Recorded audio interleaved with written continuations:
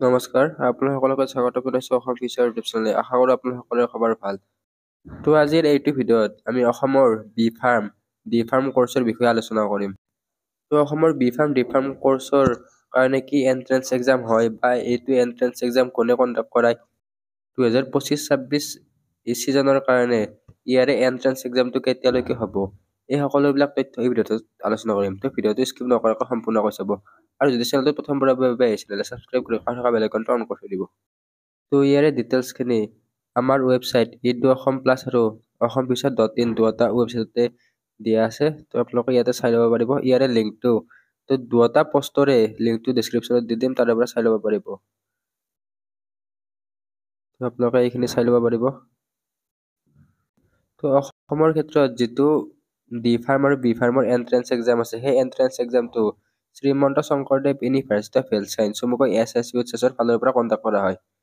তো এই ইউনিভাৰ্চিটিখনে BSc nursing, D pharm, B pharm, paramedical বা BSc মেডিকেল টেকনলজি, GNM এইবিলাক কৰ্চৰ কাৰণে এন্ট্ৰেন্স এক্সাম কণ্ডাক্ট কৰায়। তো আপোনালোকে যদি অসমত প্ৰাইভেটতো এডমিশ্যন ল'ব বিচাৰে তেনেহ'লে ডি ফাৰ্ম বা বি ফাৰ্মৰ এন্ট্ৰেন্স এক্সামটো দিব লাগিব। তো ডি ফাৰ্ম, বি ফাৰ্ম বা BSc মেডিকেল হৈ যাওক, মানে SSUHS আণ্ডাৰত থকা যিবিলাক কৰ্চ আছে, তো আপোনালোকে অসমত ল'ব খুজিলে প্ৰাইভেট গভৰ্ণমেণ্ট দুয়োটাৰ কাৰণে এন্ট্ৰেন্স এক্সাম দিব লাগে। তো এতিয়া ইয়াৰে চিলেবাছটো চাই লওঁ। ইয়াৰে এন্ট্ৰেন্স এক্সামত ফিজিক্সৰ পৰা 25 মাৰ্ক আহে, কেমেষ্ট্ৰিৰ পৰা 25 মাৰ্ক আহে, বায়'লজিৰ পৰা 25 আৰু ইংলিছ গ্ৰামাৰৰ পৰা 25 মাৰ্ক আহে। তো এতিয়া বহুতে সুধি আছিল যে 2025 ছিজনৰ কাৰণে ডি ফাৰ্মৰ এন্ট্ৰেন্স এক্সামৰ অনলাইন এপ্লাই কেতিয়াৰ পৰা খোলা দিব বা ইয়াৰে এন্ট্ৰেন্স এক্সামটো কেতিয়ালৈকে হোৱাৰ সম্ভাৱনা আছে, এইবিলাক সুধিছিল। তো এই ভিডিঅ'টোত জনাই দিম। তো ইয়াৰে অনলাইন এপ্লিকেশ্যনটো expected second week of May. তো মেৰ ছেকেণ্ড সপ্তাহলৈকে ইয়াৰে এপ্লিকেশ্যন ফৰ্মটো ৰিলিজ হৈ যাব লাগে। তো এইটো অফিচিয়েলি এতিয়ালৈকে কোনো ধৰণৰ নটিচ দিয়া নাই। তো যেতিয়া অফিচিয়েলি নটিচ দি দিয়ে আমাৰ চেনেলত দি দিবলৈ চেষ্টা কৰিম। তো আমাৰ চেনেলত জইন হৈ ল'ব। তাৰপিছত হোৱাটছআপ গ্ৰুপ আছে, হোৱাটছআপ গ্ৰুপ বা হোৱাটছআপ চেনেলতো জইন হৈ ল'ব, লিংক ডেছক্ৰিপশ্যনত দিয়া থাকিব। তো এইবিলাক লাষ্ট ডেট অফ এপ্লাই এইবিলাক পাছত নটিফাইড কৰি দিয়া হ'ব। আৰু ইয়াতে যিটো এন্ট্ৰেন্স এক্সাম ডেট আছে, তো এন্ট্ৰেন্স এক্সামটো জুলাই মাহত হোৱাৰ সম্ভাৱনা আছে। তো জুলাই মাহতো এন্ট্ৰেন্স এক্সামটো তেওঁলোকে পাতি দিব। তো বহুতৰে মনত এটা ডাউট থাকে যে SSUHSৰ BSc নাৰ্ছিং হৈ গ'ল, বি ফাৰ্ম, পেৰামেডিকেল এইবিলাক কৰ্চৰ যি কুৱেশ্যন পেপাৰ আছে, এই কুৱেশ্যনবিলাক কি মিডিয়ামত আহে। তো ইয়াৰে এন্ট্ৰেন্স এক্সামৰ কুৱেশ্যন পেপাৰ অসমীয়া আৰু ইংৰাজী দুয়োটা মাধ্যমতে থাকে। তো আপোনালোকে এন্ট্ৰেন্স এক্সামৰ এপ্লাই কৰোঁতে ইয়াতে পেপাৰ বা মিডিয়ামটো চিলেক্ট কৰাৰ প্ৰয়োজন নাই। তো এখন পেপাৰতে দুয়োটা মিডিয়াম দি দিব। তো নেক্সট এটা question, is there any negative mark. তো ইয়াতে কোনো ধৰণৰ নিগেটিভ মাৰ্ক নাথাকে। আৰু এতিয়া লাহে লাহে ইয়াৰে অনলাইন এপ্লাই দিব। তো তেতিয়া কিছুমান হয়তো এইবাৰ হাই ছেকেণ্ডাৰী কেণ্ডিডেটটো ৰিজাল্ট নিদিব পাৰে। তো তেওঁলোকে ইয়াৰ কাৰণে ইলিজিবল হয় নে নহয়? হয়, তেওঁলোকে ইয়াৰ কাৰণে ইলিজিবল হয়, কিন্তু যেতিয়া এডমিশ্যন হ'ব তেতিয়া তেওঁলোকৰ মাৰ্কশ্বিটৰ প্ৰয়োজন হয়। তো এপ্লাই কৰোঁতে মাৰ্কশ্বিটৰ প্ৰয়োজন নহয়। তো নেক্সট ইলিজিবিলিটি ক্ৰাইটেৰিয়া। তো ইলিজিবিলিটি ক্ৰাইটেৰিয়াৰ ক্ষেত্ৰত চাবলৈ গ'লে application must B N Indian citizen. প্ৰথমতে ইণ্ডিয়ান চিটিজেন হ'ব লাগিব। তাৰপিছত নেক্সট অসমৰ স্থায়ী বাসিন্দা হ'ব লাগিব। তো আপোনালোকৰ কিছুমান ডকুমেণ্টৰো প্ৰয়োজন হ'ব, PRC এইবিলাক ডকুমেণ্ট লাগে। তো ডকুমেণ্টবিলাকৰ ওপৰত পিছত ভিডিঅ' দিম। তো ভিডিঅ'বিলাক পাৰ্ট বাই পাৰ্টত দিম। তো আপোনালোকে চেনেলটো ছাবস্ক্ৰাইব কৰি থৈ দিব। নেক্সট ইয়াতে হাই ছেকেণ্ডাৰী আপোনালোকৰ ইংলিছ, ফিজিক্স, কেমেষ্ট্ৰি আৰু বায়'লজি এইখিনি থাকিব লাগিব। আৰু ইয়াতে গ্ৰেছ মাৰ্ক একচেপ্ট নকৰে। তো বহুতে সুধি থাকে গ্ৰেছ মাৰ্কৰ কথা। তো ইয়াতে গ্ৰেছ মাৰ্কটো একচেপ্ট নহ'ব। নেক্সট ইয়াতে student from opening schooling NIOS are not eligible for B pharm. তো বি ফাৰ্মৰ কাৰণে অপেন স্কুলিঙৰ খিনি এলিজিবল নহয়। তো মিনিমাম এজ ইয়াতে 17 বছৰ লাগে আৰু মেক্সিমাম এজটো নাই। তো মেক্সিমাম এজ ইয়াতে কোনো ধৰণৰ মেক্সিমাম এজ নাই। নেক্সট ইয়াতে কেটেগৰী ৱাইজ বা কাষ্ট ৱাইজ ৰিজাৰ্ভেশ্যন আছে। তো এজ পাৰ গভাৰ্ণমেণ্ট ইয়াতে ৰিজাৰ্ভেশ্যন খিনি আছে। তো SC কেটেগৰীৰ কাৰণে ৰিজাৰ্ভেশ্যনটো 7%। নেক্সট ST হিলছৰ কাৰণে 5% আৰু প্লেনৰ কাৰণে 10%। OBC আৰু OBCত NCL চাৰ্টিফিকেটখন লাগে। OBCৰ কাৰণে 27%। নেক্সট EWSৰ কাৰণে 10% আৰু ফিজিকেলি হেণ্ডিকেপৰ কাৰণে 4 পৰা 5%।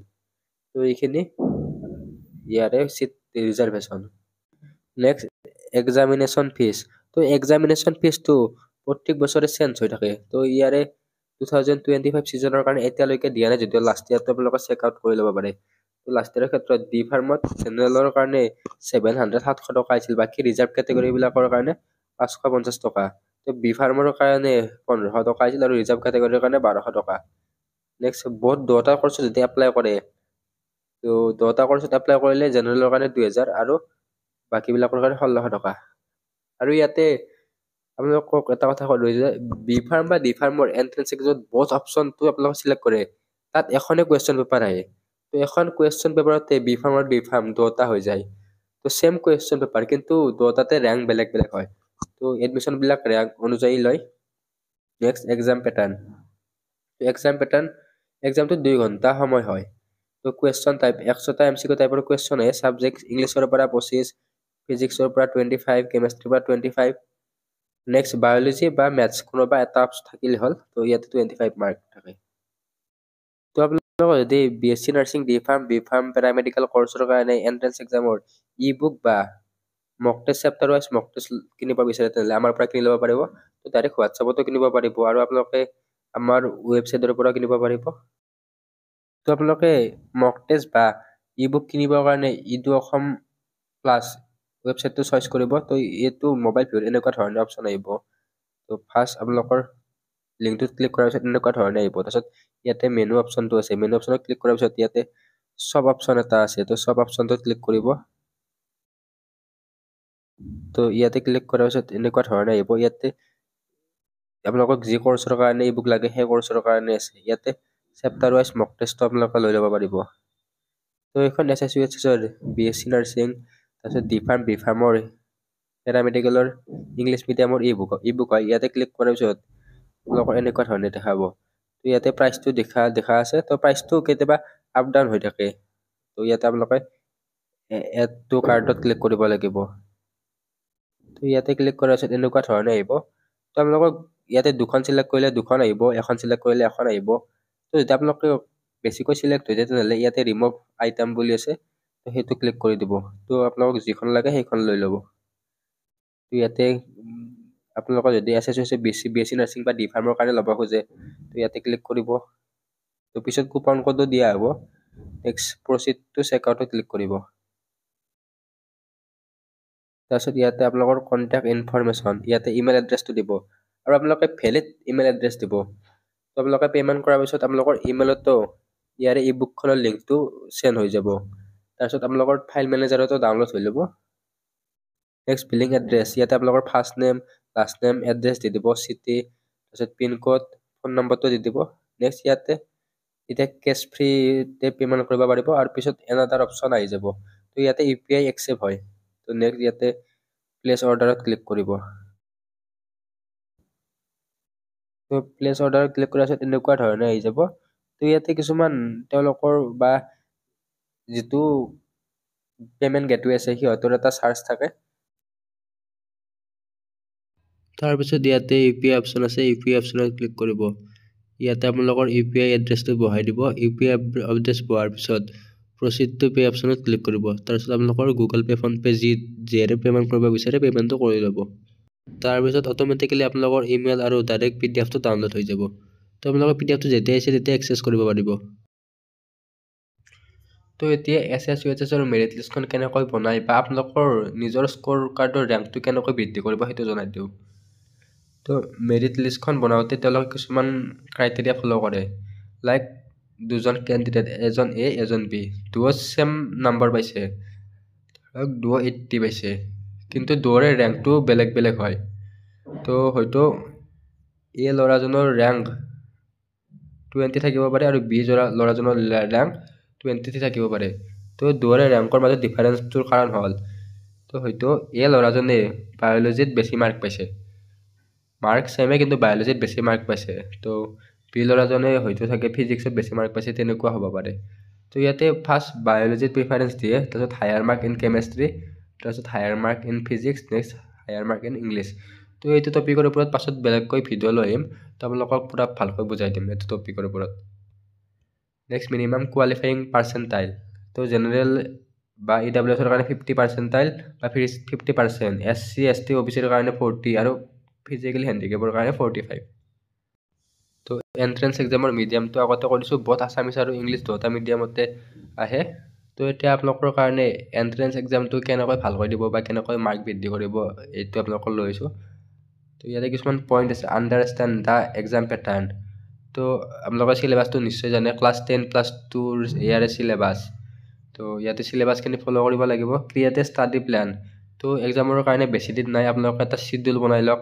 তো দিনটোত 6 ঘণ্টা সময় পঢ়িম বা 4 ঘণ্টা সময় পঢ়িম। তো আপোনালোকে এটা চিডিউল বনাই লওক, সেই চিডিউল মতে আপোনালোকে পঢ়ক।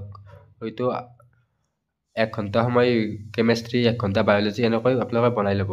তো প্ৰেক্টিছ প্ৰিভিয়াছ ইয়াৰ কুৱেশ্যন। তো আপোনালোকে নিট হওক বা এনেকুৱা ধৰণৰ কিছুমান প্ৰিভিয়াছ ইয়াৰ কুৱেশ্যন পেপাৰ বা মক টেষ্টবিলাক দিব।